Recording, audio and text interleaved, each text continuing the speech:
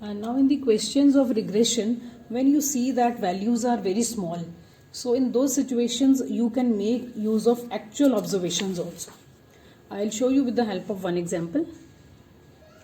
Now in these questions you can see two variables are there, x and y, and the values are given. The values are quite small. So here we can make use of direct method when the actual observations will be used without taking actual mean, without taking assumed mean also. This question can be solved. So as I have told you, in every question you will be requiring mean because that is a precondition to calculate the regression equations.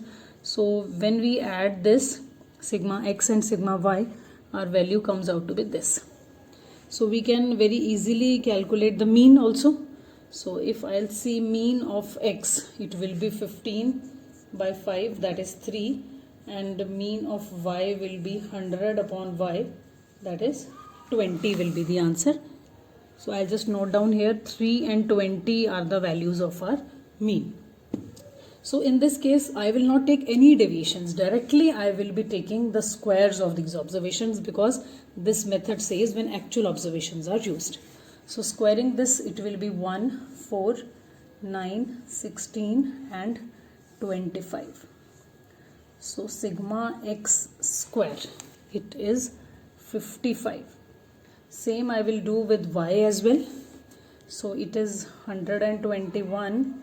It will be 400, 17 square is 89, 25 square is 625 and 27 square is 729. So from here I will calculate sigma y square. It comes out to be 2164. Then finally we can calculate xy by multiplying the original values. 11, 40, 51, 100 and 135. So it will give us the value of sigma xy, that is 337. So now we know that if we have to calculate the equation x on y, for x on y we will require bxy. So calculating bxy, now which formula we can make use of? We can apply this formula. Just only in the simple formula, in the case of dx and dy, I am just replacing it with capital X. Rest you will see the formula is going to be same. Instead of dy, dx, I am just putting the original values. Now n is the number of observations. In this question it is 5. Sigma xy is 337 minus sigma x 15, sigma y 100, below n 5, sigma y square is 2164 minus sigma y, that is 100 whole square. So from here you will get your first regression coefficient, that is bxy. Solving this entire you will get 0.226. Now once you have calculated this bxy, now calculation of that regression equation is exactly the same. How we will be calculating it? The regression equation will be x minus x mean. X minus x mean is equals to bxy y minus y mean. So x will be at its own place. Mean, if you remember, we have calculated the mean of x was 3.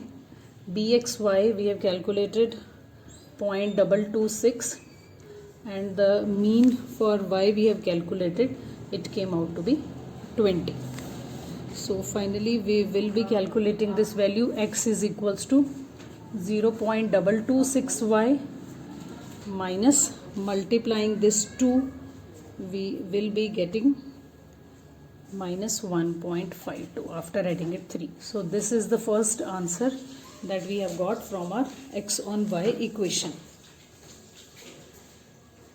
Now if in the same question you want to calculate y on x, so here we will calculate byx is equals to, it will be same.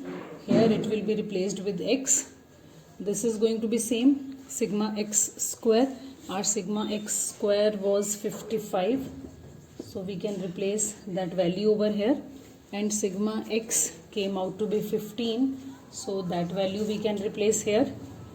and this, when you will solve byx, the answer of byx will be 3.7.